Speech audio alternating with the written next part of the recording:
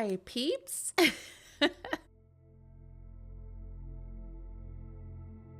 I am back with another interesting episode because I love this when I'm scrolling through Instagram or what's that new Threads. So I joined Threads. I don't really post on it a lot because it's just another social platform. I was having this talk with a friend from church, and she said, "You're so good about going on your stories. I love listening to you in the morning and when you do your stories." And she goes, I just don't like social media. That I don't like to post. I don't." And I said, "Listen, I don't either." It's not my favorite thing, but it's kind of a necessary evil because obviously you want to have followers if you're in this kind of business. But I said, if I wasn't doing that, I don't know if I'd be on social media. It's kind of like it's cool, but sometimes it's a pain. But there's all these different platforms right now, and so there's a new one. Is it Blue Sky? I don't know. I think Blue Sky. So there's this whole thing after the elections, like people are leaving Twitter or X. Yeah, X. See, I can't even keep up with all this stuff. Anyway, I was on Threads on this new platform. I've been on it for about a year, and I mostly just watch things on it. I don't really comment too much on it. But I saw this kind of thread come through, and it said, are you a people pleaser or a perfectionist because of your trauma filled past? And I thought, oh, yeah, this is a subject I can get into because we've dealt with this in our family. And so it just made me question, for you guys, a question. Are you someone who likes to help others at all costs? Do you hate making mistakes and beat yourself up if you make one? And you might want to dive deeper into the whys of this happening. People pleasers are people say, oh, they're happy people and they just help everyone.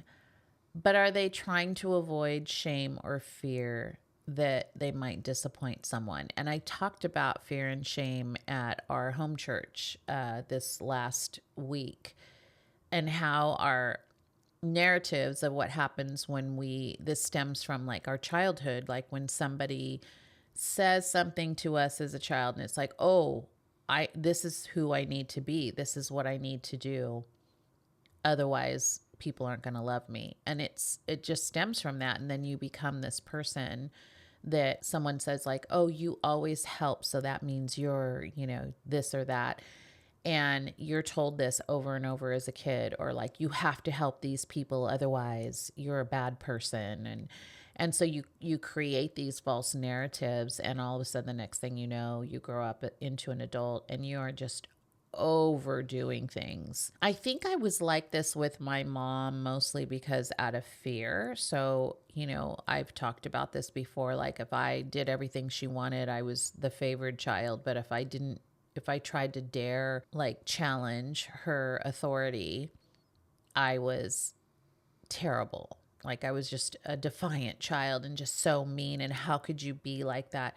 But I never grew up with like a total people pleasing. I would say 50% because I can look back at some past relationships. And when I was a young teen and a young 20 something, I desperately wanted to please my man because I was so afraid of abandonment. So I think it stemmed more from that. I didn't want people leaving me, which always happened anyway. And so it would scare me and I would try to do things. So I would just people please in that sense. But I would say as a whole, I am not a people pleaser, which my husband will attest to. I don't care if you like me or don't like me. I don't have that people pleaser tendency. And as I would say, around the time I was like, by the time I hit 40, the word no was real easy for me. I was like, heck no, I'm not doing this anymore. Like, I don't want to people please. That's not my thing. And so it's a hard thing to break. And I will say I've coached a lot of young women with this control issue, because it really is a control issue. And, I've had clients that repeatedly apologize for everything, like to the utmost, I'm sorry, I'm sorry, I'm sorry. And I'm like, why are you doing that? You can say you're sorry and you can move on from there. You don't have to beat yourself up over it. If they're 3 minutes late on a phone call, they're like freaking out. They want to be perfect all the time. They're the first ones that step up and help with everything, but they forget to watch out for their own feelings and their thoughts. They lose sight of who they are, and instead they just morph into whatever their partner wants them to be, which I've done that in the past with past boyfriends, back in the day. And also with family members, they're like the first ones to like, I'll do all the cooking, I'll do all this, I'll entertain for the holidays, even when they don't want to, because they think that it's conditional, that someone won't love me if I say no. So even if you don't want to do it, like you're going to people please to the death. And so how do we become our authentic selves if we're constantly only saying yes to everyone else and everything else? And how did we get this way? So let's dive into the people pleasing connection and learn ways that we can break off this damaging cycle so we don't show our kids this hurtful habit. So, like I said, I deal with clients that struggle with perfectionism and people pleasing. But I've also witnessed this in my family, and mostly, sorry, Mike, my husband was a huge people pleaser. He is not anymore. He is learning how to use his no well. But it was actually one of the things that I was so attracted to him, because he quite literally was my knight in shining armor. He saw struggles that I was going through as a single woman, and he always made it better. He helped me with food when I was, it was the choice between paying rent or eating. And when he started dating me, he would just bring pizzas over and he would say, let's go out to lunch and he was always feeding me, that's a big plus. And because I'm a good eater. So we actually have a joke. We went on our first official date in Carmel one time, and he said, most girls just eat like a tiny little salad and don't even finish it. And he's like, you ordered the lobster, the salad, the appetizer, champagne. I was like, heck yeah, man. I don't know where my next meal's coming from. And I'm a Portuguese girl. We eat. And he said it was one of the things he really loved, is that I was not afraid to just be myself, and I enjoyed food and, wasn't trying to put on any airs. And so we laugh about that, but he did. He like always took care of me. And after we got engaged, he even went out and bought me a new car, which was shocking because I'd never had anyone do something so grand in my life before. But my old jalopy of a car was dying, and he saw that. So he saw a need and he filled it, which was a generous thing, but we weren't married. So it was it was a little bit like, oof, that's a lot. And over the years, it actually became a hindrance more than a help. It was too much of like, he tried to fix everything. Every time there was one little tiny thing with the kids or with us, it was like he wanted to jump in and fix it.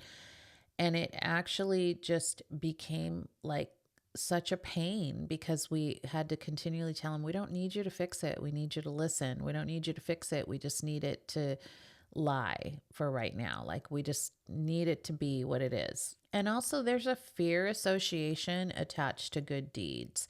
The fear, if these big grand gestures aren't done, are they still going to love me? That's really in the back of like every people pleaser's mind. We've both worked over some of our traumas over the last few years and talked about why we felt the need to do things that we did early on in our marriage. We don't react to things the same way that we did back in the day. And for that, I'm so grateful. But I will tell you, we probably, I'm not even gonna say probably, we damaged our kids along the way of, you know, doing these things out of the traumas from our past. And one of those was very much people pleasing and trying to cover everything with like, let me just pay for this, or let me just run to your rescue, or let me hop in and just fix it and make it 100%. And sometimes things just have to get messy. There isn't anything that you can do all the time that's going to make it 100% right, because that's not how life works. And you're not teaching your kids anything great when you're just only showing them the wins. I see this a lot in families where they're like, we're a winning family. There's no losers in our family. We do everything at 100%. And I'm like, that's great. But at some point, your child's going to learn as an adult that not everything is 100%. And also, we don't have control over every little thing. And so things are going to happen in our lifetime that they're just going to hit you between the eyes, that you have no control over. It doesn't matter how perfect you are, how much you've helped everyone else. I'm such a nice person. Everything good should happen to me. I help everybody. It's like nobody cares. No one cares. At the end of the day, people are going to like you or not like you. People that you say no to are either going to like you or not like you. It has nothing to do with how amazing you are, how much if you help them more, they're going to love you more. If it's that conditional, you don't need that friendship. You don't need that family member. If it's only conditional, then you don't deserve my love. Like, sorry, you need to realize that sometimes no is okay. And the people who are genuine and love you are still going to love you. It's going to be fine. So it makes me sad when I see other women doing perfectionism and people pleasing, and it's a control thing, where they think they can control their environment. The fears of rejection, conflict, or being called out for something, for being less than perfect, is what drives them. And I have seen women overlook infidelities, addictions, all kinds of things in relationships because they want it to look perfect. And they think that if they keep people pleasing this person, doing everything that they can for this person, it's going to be okay. And the only way to get over this is to find your own voice and learning the word no. No. And also, what is your bottom line? Like, where is your moral compass?